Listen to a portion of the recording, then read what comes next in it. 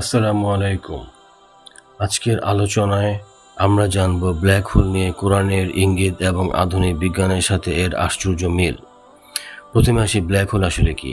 Black hole হলো মহাবিশ্বের এক ভয়ঙ্কর সৃষ্টি, যার মহাকর্ষ শক্তি এতই প্রবল যে আলো পর্যন্ত সেখান থেকে বের হতে পারে না। যখন একটি বিশাল নক্ষত্র নিজের জ্বালানি ফুরিয়ে ফেলে এবং ভেঙে পড়ে, তখন তৈরি হয় ব্ল্যাক হোল। এটি চোখে দেখা যায় না, কিন্তু চারপাশের গ্রহ নক্ষত্রকে ভেতরে টেনে নেয়। এবার দেখা যাক কোরআন এ বিষয়ে কি বলে।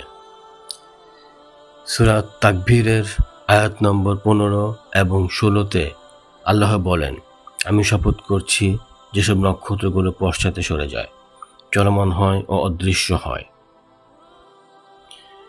এখানে ব্যবহৃত হয়েছে আল-খুন্নাস এবং আল-কুন্নাস শব্দ, যার অর্থ চলমান থেকে অদৃশ্য হয়ে যাওয়া আর নিজের ভেতরে টেনে নেওয়া, যা ব্ল্যাক হোলের বৈশিষ্ট্যের সাথে হুবহু মিলে যায়।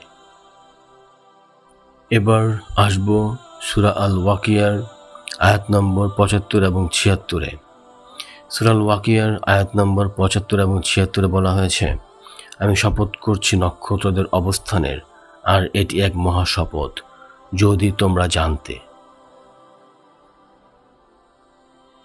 আল্লাহ নক্ষত্রদের অবস্থানকে মহাশপথ বলেছেন, কারণ নক্ষত্রের মৃত্যু, পতন ও তাদের চূড়ান্ত পরিণতি মানুষের বোধগম্যতার বাইরে বিশাল রহস্য বহন করে, এবং নক্ষত্র পতনের মাধ্যমে সৃষ্টি হয় ব্ল্যাক হোল। এখন আমরা দেখব সূরা আল আম্বিয়ার আয়াত নম্বর 104-এ আল্লাহ কি বলেছেন। সূরা আল আম্বিয়ার আয়াত নম্বর 104-এ আল্লাহ বলেছেন, সেদিন আমি আকাশকে গুটিয়ে নেব যেমন লেখা গুটিয়ে রাখা হয়। আধুনিক বিজ্ঞানীরা বলেন, একদিন মহাবিশ্ব সংকুচিত হয়ে ধসে পড়বে, যা বিগ ক্রাঞ্চ থিওরি নামে পরিচিত। এই প্রক্রিয়ার সাথে ব্ল্যাক হোলের ভেতরে সবকিছু ধসে পড়ার আশ্চর্য মিল রয়েছে। প্রিয় দর্শকবৃন্দ, 1400 বছর আগে যখন মানুষ আকাশকে শুধু তাকিয়ে দেখত, তখন কোরআনে বলা হলো কিছু তারা আছে যারা অদৃশ্য হয়ে যায় এবং রহস্যময় শক্তি দিয়ে অন্যকে টেনে নেয়।